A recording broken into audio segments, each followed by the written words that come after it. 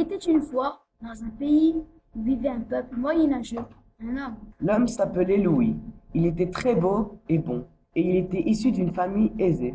Mais un jour, ils perdirent leurs biens, soudainement, car il avait trop investi dans un projet extrêmement coûteux. Alors le père et sa famille achetèrent une petite épicerie. Où il devait travailler toute la journée sans arrêt.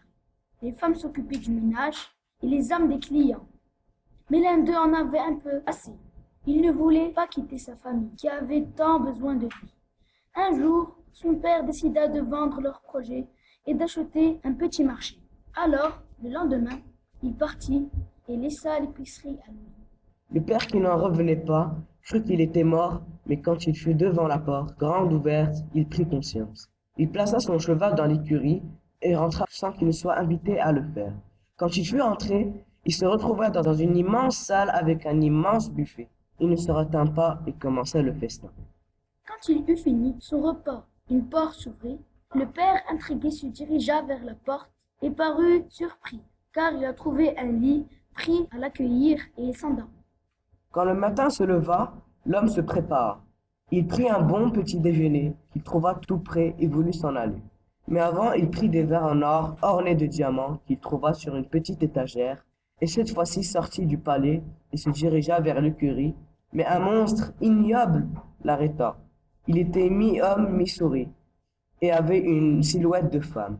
Il lui dit: Tu as volé mes précieux verres, alors que je t'ai accueilli chez moi. Tu ne mérites pas la vie. Non, s'il vous plaît, je ne suis qu'une pauvre personne. J'ai une famille à nourrir. Ils ne peuvent pas vivre sans mon aide. Ils sont jeunes. Si tu ne veux pas mourir, tu devras me ramener un de tes enfants pour qu'il soit mon esclave pour le restant de ses jours. Tu as 3 mois pour te décider, avant que je ne change d'avis. Le père retrouva sa famille et leur raconta cette histoire.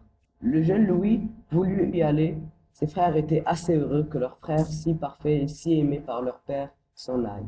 Ils ne l'aimaient pas. Il s'en alla, décidé. Arrivé au palais, il fut accueilli par une personne et se mit à manger avec prudence.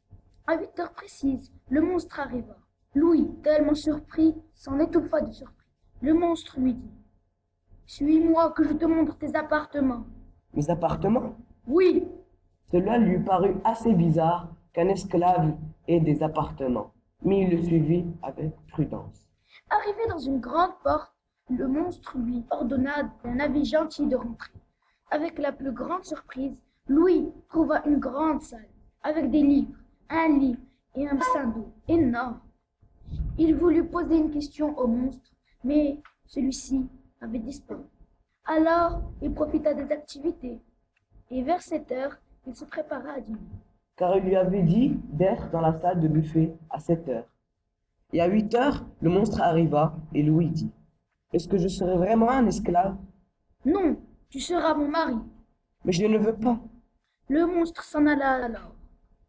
Les jours passèrent et les 2 personnes avaient des liens de plus en plus forts. Un jour, le monstre ne vient pas et Louis se fit du souci. Il chercha et le trouva couché sur le sol. Il lui dit: Qu'est-ce qui vous arrive? Je ne suis pas assez bien pour vous. Mieux vaut mourir. Louis se rendit compte qu'il l'aimait et lui donna un baiser. Dès lors, le monstre se transforma en magnifique princesse qui lui expliqua qu'un mage l'avait transformé en monstre et qu'une fée lui avait promis de lui rendre sa forme originale si un homme bon tombait amoureux d'elle et qu'il l'embrassait. Alors le couple amoureux vécut un amour énorme jusqu'à leur mort.